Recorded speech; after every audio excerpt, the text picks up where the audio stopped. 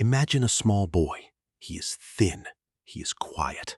He stands in front of a mirror and watches himself move. He throws a punch, then another, then another.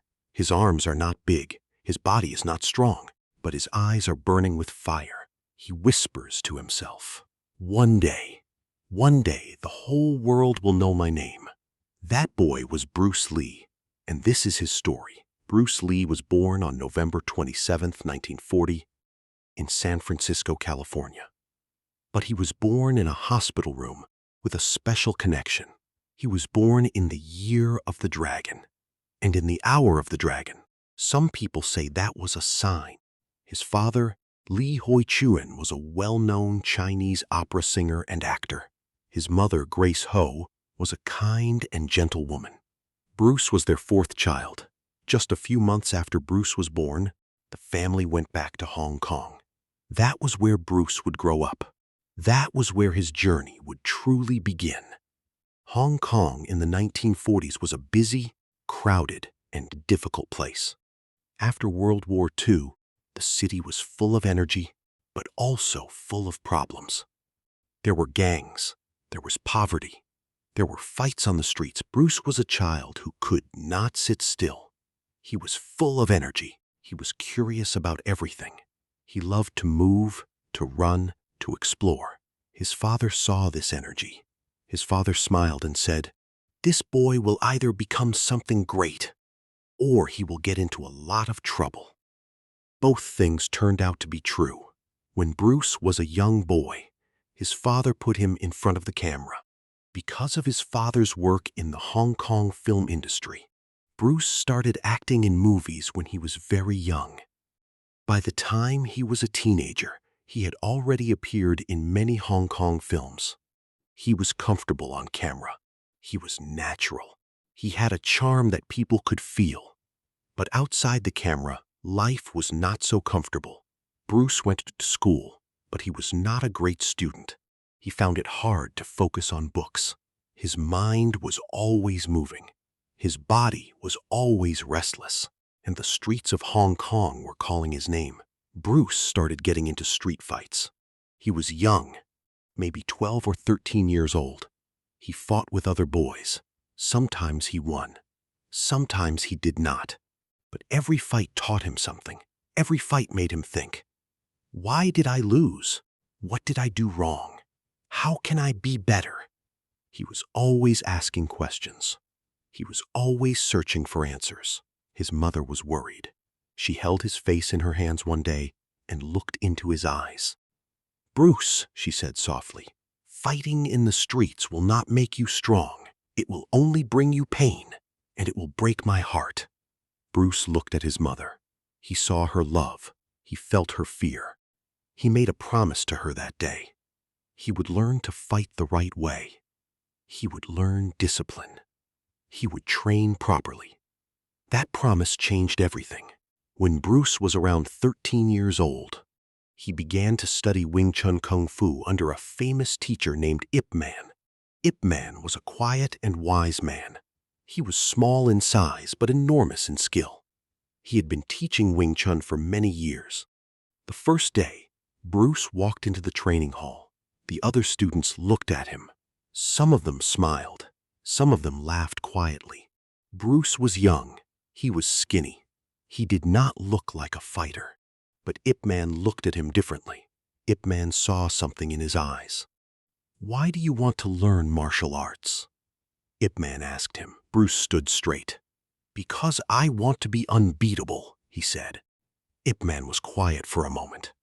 Then he said, "The goal of martial arts is not to beat others. The goal is to master yourself." Bruce did not fully understand those words that day, but he never forgot them. Training under Ip Man was not easy. Every day, Bruce practiced the same basic moves again and again. Punch, block, step, turn. Punch, block, step, turn. Sometimes it was boring. Sometimes his body ached. Sometimes he wanted to stop. One afternoon, after many weeks of training, Bruce sat down on the floor. He was tired and frustrated. "I keep doing the same things," he said to Ip Man. "When do we learn the exciting moves?" Ip Man sat down beside him. He picked up a cup of water. "What is this?" Ip Man asked. "Water," said Bruce. "Can you hold water with your fist?" Ip Man asked. Bruce made a fist. He tried to hold the water. It all fell to the floor. Ip Man smiled. "Water is powerful because it is flexible. Water flows around obstacles. Water finds a way through every crack. You must be like water, Bruce. Do not be rigid. Do not be hard. Be soft. Be flexible. Be adaptable." Bruce stared at the wet floor. Something clicked inside him. "Be like water," he repeated quietly. Those 3 words would stay with him for the rest of his life. Bruce trained hard. He trained every single day. He was one of the most dedicated students Ip Man had ever seen. But life in Hong Kong was getting more complicated. Bruce was still getting into fights outside the school, not because he was looking for trouble, but trouble kept finding him. One day, he got into a serious street fight. A boy was hurt. The police became involved. Bruce's parents were called. His father sat across from him at the dinner table that night. His father did not shout. He did not hit the table. He simply looked at Bruce with tired eyes. "Bruce," his father said, "this city is not good for you. You need a new beginning." His mother reached across the table and held his hand. Her eyes were full of tears. "We are sending you to America," she said. "You were born there. You have the right to go. You can start fresh. You can build a real life." Bruce was 16 years old. He looked around the small apartment. He looked at the photographs on the wall. He looked at his brothers and sister. He nodded slowly. He did not know it then, but that boat trip to America would be the beginning of the greatest journey of his life. In April 1959, Bruce Lee arrived in San Francisco with less than $100 in his pocket. He was 18 years old by then. He was alone. He knew very few people. San Francisco was big and noisy and different from anything he had known. He walked the streets and felt the weight of loneliness. But Bruce Lee was not the kind of person who sat in a corner and felt sorry for himself. He found work. He worked in a restaurant. He taught dancing. He gave martial arts lessons in the street. He saved money. He enrolled in school. He studied hard. He took his education seriously for the first time in his life. He moved to Seattle, Washington. There he attended the University of Washington. He studied philosophy. It might seem like a strange choice for a street fighter and kung fu student. But for Bruce Lee, it made perfect sense. He wanted to understand life. He wanted to understand the mind. He wanted to understand why people do what they do. He wanted to understand himself. He read books by great thinkers. He wrote down his thoughts in notebooks. He asked deep questions. "What is the purpose of life?" he wrote in one notebook. "It is to live fully, to feel everything, to grow every day." And while he was studying the mind, he was also training the body. He taught martial arts to students in Seattle. He taught in the parks, in garages, in small rented spaces. His classes were different from anything students had seen before. He did not teach just one style. He questioned everything. He tested everything. He combined ideas from different fighting systems. He believed that the best technique was one that worked in real life, not just in practice. His students loved him. They came back again and again. One student said, "He was not just teaching us to fight. He was teaching us to think." It was in Seattle that Bruce Lee met a young woman named Linda Emery. Linda was a student at the university. She was smart, warm, and kind. She saw something in Bruce that many people missed. She saw past the confidence and the physical strength. She saw his mind. They spent hours talking. They talked about philosophy, about life, about dreams. "What do you want to do with your life?" Linda asked him one afternoon as they sat in a park. Bruce looked up at the sky. He was quiet for a long moment. I want to be the greatest martial artist who ever lived, he said. But more than that, I want to show the world something. I want to show them that the human body and mind have no limits. I want to inspire people. Linda smiled. Then you will, she said simply. There was something in the way she said it. Not empty encouragement. She truly believed him. They fell in love. They got married in 1964, and Linda would become Bruce's greatest supporter through every challenge that was yet to come. In 1964, something happened that would shake the martial arts world. Bruce Lee was invited to demonstrate his skills at the Long Beach International Karate Championships in California. He was not competing. He was simply asked to perform. He walked onto the stage. He was wearing his simple training clothes. He was calm. The crowd watched. He moved with a speed that nobody had ever seen before. His punches were so fast they were almost invisible. His movements were so fluid they looked like water. The crowd was silent at first. Then they erupted. One martial arts master in the audience turned to the person next to him. "Who is this man?" he asked. The person beside him just shook his head in amazement. Among the people watching was a man named Ed Parker. Ed Parker was one of the most respected names in the American martial arts community. He was also connected to Hollywood. Ed Parker watched Bruce Lee and thought, "This man needs to be on the screen." He introduced Bruce to television producers. Bruce was offered the chance to audition for a new TV series. Bruce prepared carefully. He trained. He prepared answers to questions. He wore his best clothes. The meeting went well. He was charming. He was skilled. He was confident, but not arrogant. He was offered the role of Kato in a new television series called The Green Hornet. Bruce Lee was going to Hollywood. The Green Hornet began airing in 1966. Bruce Lee played Kato, the sidekick of the main hero. On paper, Kato was a supporting character. He was supposed to stay in the background. But something strange happened. Every time Kato appeared on screen, people leaned forward. Every time Kato moved, the audience held their breath. Bruce Lee made the sidekick more exciting than the hero. People started talking about the show. They talked about Kato. They talked about this incredible man who moved like lightning. Children in America started calling it the Kato Show. In Hong Kong, when the show was broadcast, they simply called it the Bruce Lee Show. Bruce was happy. He was working in Hollywood. He was on television. He was making money to support his family. But Hollywood was not giving him what he truly wanted. He kept going to auditions. He kept presenting himself for leading roles. He kept trying to get main character parts. And every time, the answer was the same.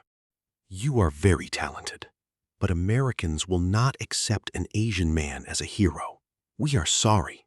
Those words cut deep. Bruce sat in his car after one particularly painful rejection. He stared at the steering wheel. Linda was waiting at home. Their son Brandon had just been born. He had a family to provide for. But more than that, he had a message to share with the world. And Hollywood was not ready to listen. He drove home. He walked in the door. Linda looked at his face. "Another no," she said quietly. He nodded. He sat down on the floor and put his head back against the wall. "They say nobody wants to watch an Asian hero," he said. "They say it will not sell. They say the audience will not connect." Linda sat beside him. She was quiet for a moment. Then she said, "Then maybe you need to show them a world where they have no choice but to watch." Bruce did not give up on Hollywood. But while he was waiting, he kept building. He opened a martial arts school. He called his new system Jeet Kune Do, which means the way of the intercepting fist. Jeet Kune Do was not a traditional martial art. It had no fixed forms. It had no rigid rules. It was a philosophy of fighting. Use no way as way, Bruce taught. have no limitation as limitation. He trained his students to be flexible, to adapt, to take what is useful, discard what is useless, and add what is specifically their own. His classes were not just about kicking and punching. They were about thinking. They were about questioning. They were about personal growth. Some of his students were famous actors and celebrities. Steve McQueen studied under Bruce Lee. James Coburn studied under Bruce Lee. Kareem Abdul-Jabbar, the great basketball player, studied under Bruce Lee. They came to him because they wanted to learn fighting, but they stayed because they were learning something much bigger. Knowing is not enough. We must apply, Bruce told his students.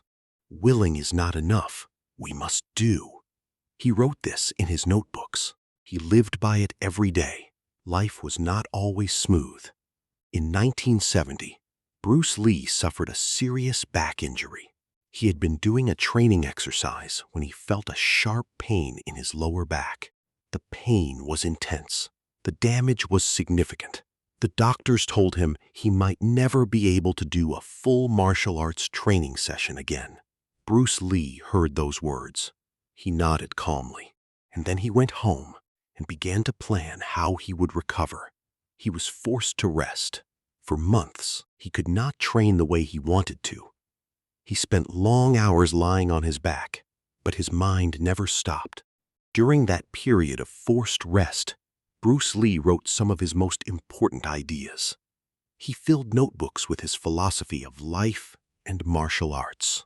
He thought deeply about everything he had been doing and everything he wanted to do. He once wrote, "Do not pray for an easy life. Pray for the strength to endure a difficult one." He wrote about pain. He wrote about patience. He wrote about the power of the mind over the body. And slowly he healed. When he came back to training, he was different. He was more focused than ever before. He had looked into the darkness and come back with light. His body was stronger. His mind was clearer. His purpose was sharper. Around the same time, an opportunity came from an unexpected direction. Hollywood was still not opening its doors. But Hong Kong was calling. A Hong Kong film company called Golden Harvest reached out to Bruce Lee. They offered him the chance to make martial arts films in Hong Kong. Bruce considered it carefully. This was not Hollywood. This was not the American dream he had been chasing, but it was a chance to show the world who he was. He talked to Linda. They sat together at the kitchen table late at night, their children asleep in the other room. "It is Hong Kong," he said. "It is not what I planned." "Sometimes the plan changes," Linda said, "but the goal does not." He nodded. "If I go there and make these films, I want to make them my way. I want to show the real thing. No fake fighting, no jumping wires, real speed, real power, real skill." "Then go and do that," Linda said. He flew to Hong Kong. The first film he made for Golden Harvest was called The Big Boss. Released in 1971, Bruce Lee had spent years being told he would never be a leading man. He had been told audiences would not accept an Asian hero. The Big Boss opened in Hong Kong. The film broke every box office record in Hong Kong history. People were standing in lines that went around the block. Cinemas were sold out days in advance. People watched the film multiple times. They had never seen anything like Bruce Lee before. His speed, his intensity, his emotion, his power.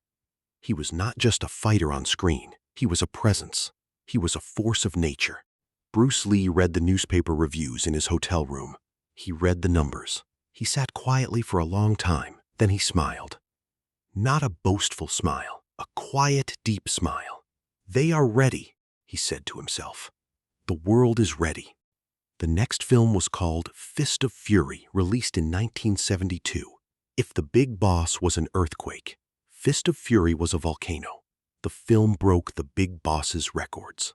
It became the highest-grossing film in Hong Kong history at that time. Audiences went wild. In cinemas, people cheered. People cried. People clapped. Bruce Lee was not just a star. He was a phenomenon. But more importantly, the films carried a message. The stories were about dignity, about standing up against oppression, about refusing to accept that certain people were better than others simply because of where they were born or what they looked like. In Fist of Fury, there is a famous scene where Bruce Lee walks up to a sign at a park entrance. The sign says, "No dogs and no Chinese allowed." He looks at the sign. He kicks it. He smashes it to pieces. Audiences across Asia screamed with emotion. They had felt that humiliation for generations. And here was a man, on screen, destroying it. Bruce Lee was making people feel something much bigger than entertainment. He was making them feel pride. Now, Bruce Lee set his sights higher. He decided to create his own film company. He called it Concord Productions. He was going to write, direct, produce, and star in his own film. He was going to have complete creative control. The film was called The Way of the Dragon. He flew to Rome to film parts of it.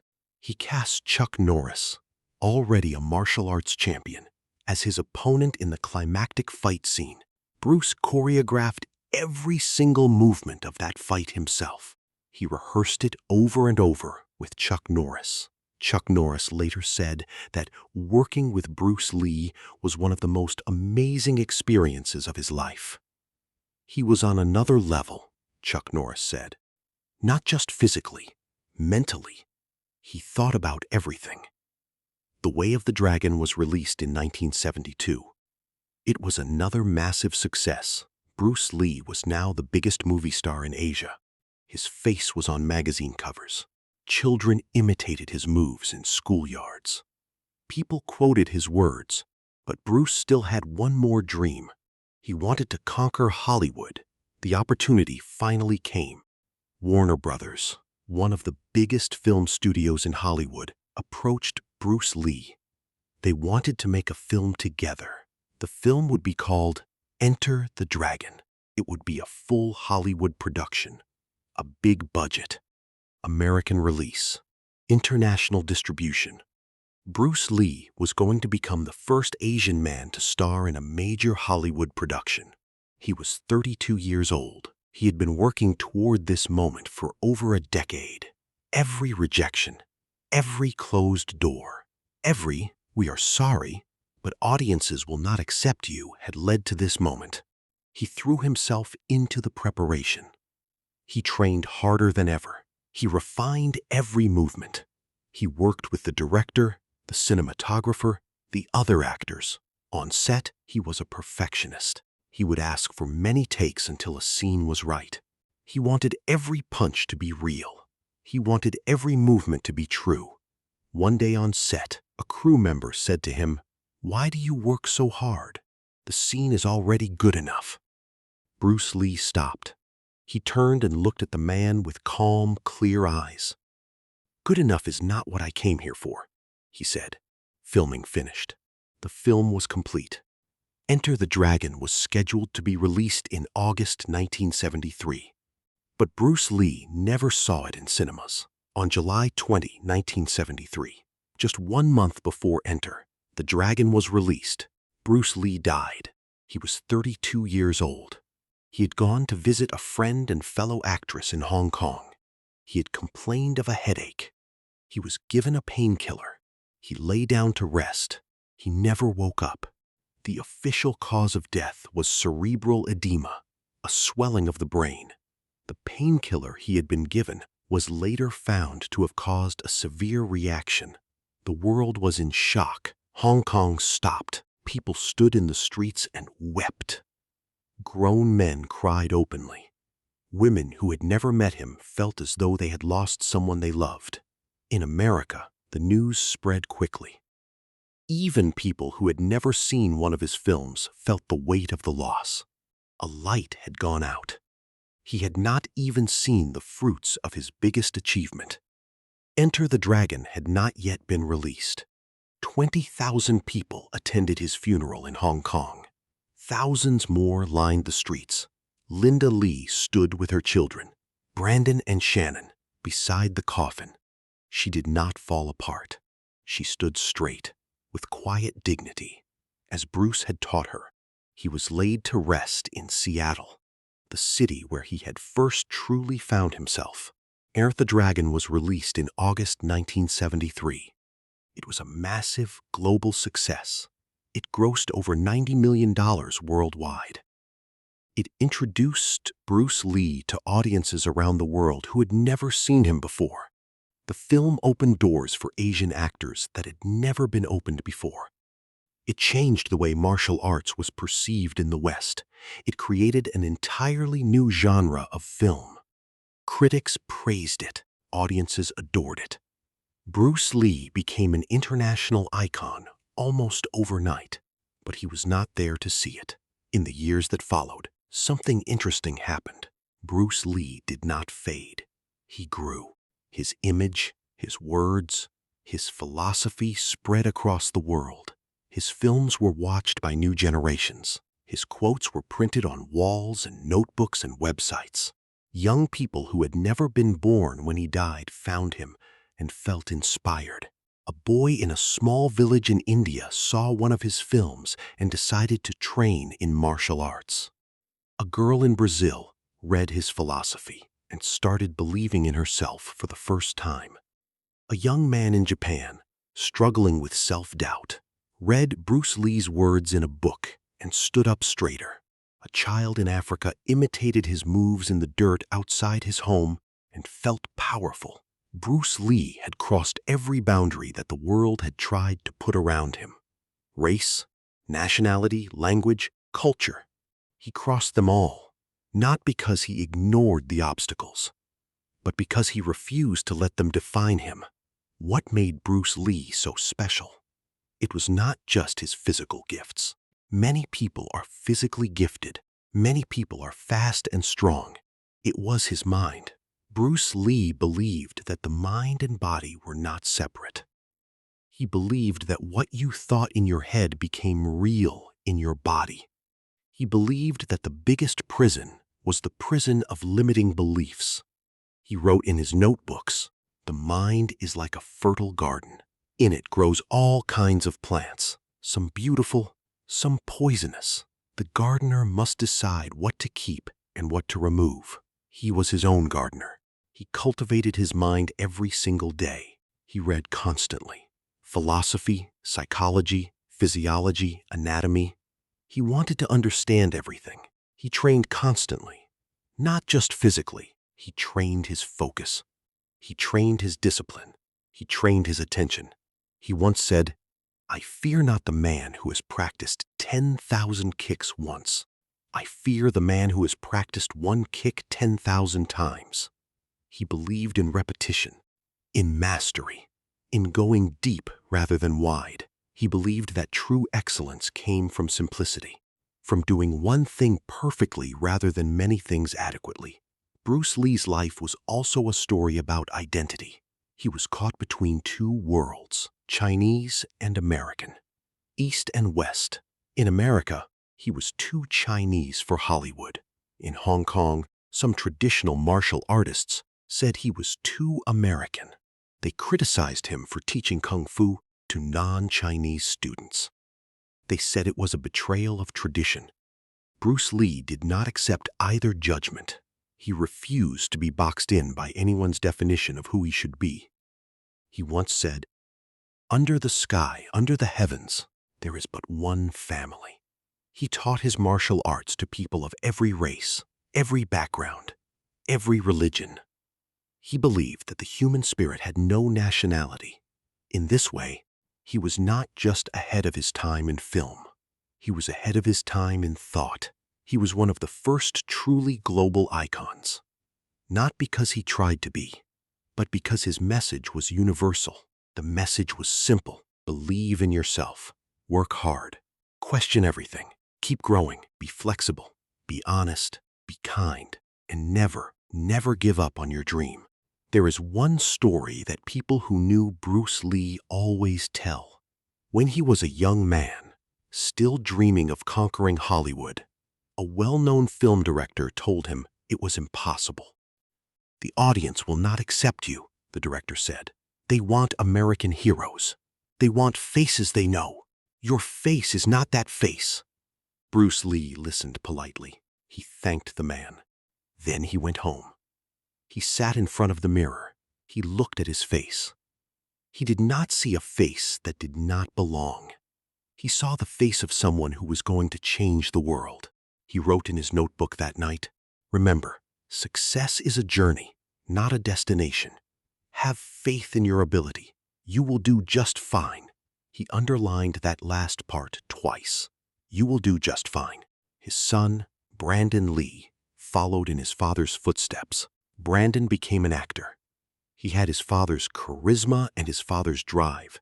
Tragically, Brandon Lee died in 1993 during the filming of a movie called The Crow. He was 28 years old. When Brandon Lee was laid to rest, they buried him next to his father in Seattle. Father and son, side by side. The tragedy broke people's hearts around the world all over again. But Bruce Lee's daughter, Shannon Lee, continued the family legacy in a different way. Shannon became the guardian of her father's philosophy and work. She worked to preserve his memory, to share his teachings, to make sure his message reached new generations. She wrote about him. She spoke about him. She made sure the world never forgot who Bruce Lee was and what he stood for. "My father believed that every human being has potential," Shannon said. "He believed that the biggest obstacle is the one inside your own head." What lessons did Bruce Lee leave behind? The first lesson is about passion. Bruce Lee did not become Bruce Lee by doing something he did not care about. He burned for what he did. He loved martial arts with his entire soul. He loved film. He loved philosophy. He loved the challenge of human potential. When you love what you do not need to be forced to work hard. The work becomes the reward. Find what makes you burn inside. Then follow that fire. The second lesson is about dedication. Bruce Lee trained when nobody was watching. He woke up early. He went to sleep late. He practiced the same movements thousands of times. He did not look for shortcuts. He did not look for the easy way. He believed that the road to mastery was through repetition, through patience, through showing up every single day, even when he was injured, even when he was rejected, even when the world was telling him no, he showed up. The third lesson is about adaptability. "Be like water," he said. "Water does not fight against the rock. Water flows around it. Water is soft, but over time, water can cut through stone. Life will throw obstacles at you. Things will not always go the way you plan.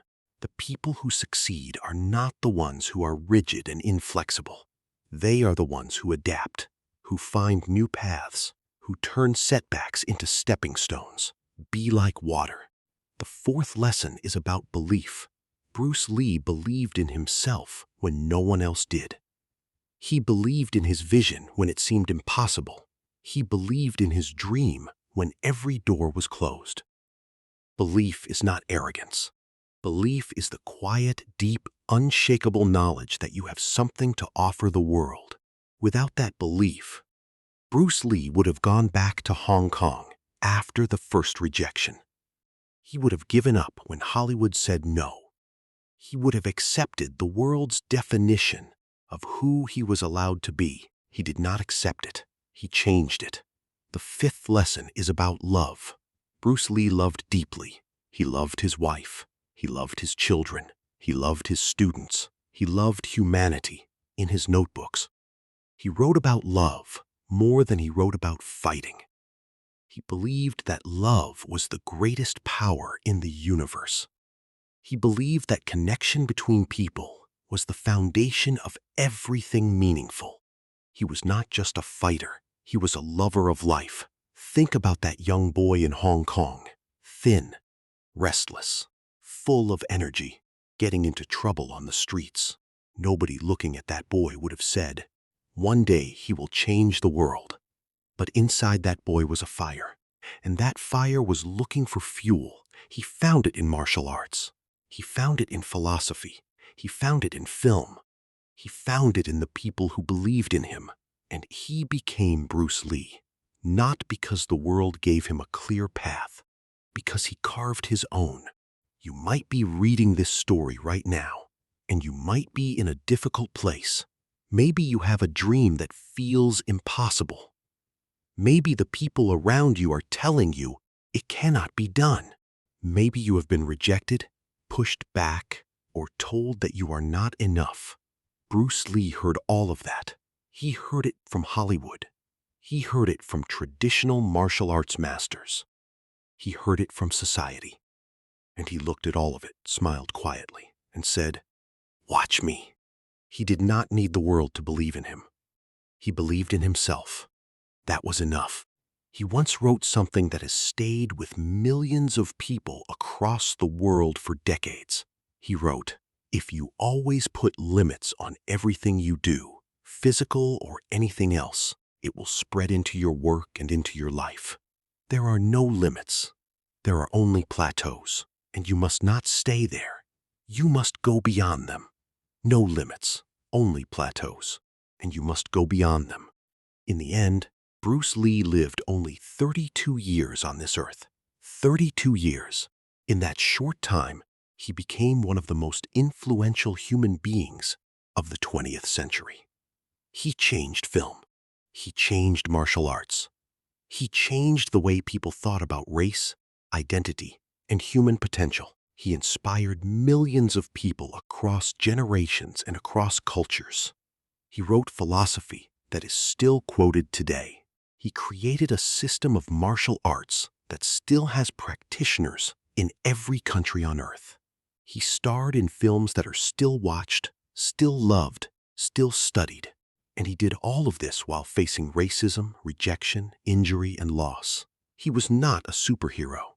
He was a human being. He was afraid sometimes. He doubted himself sometimes. He cried.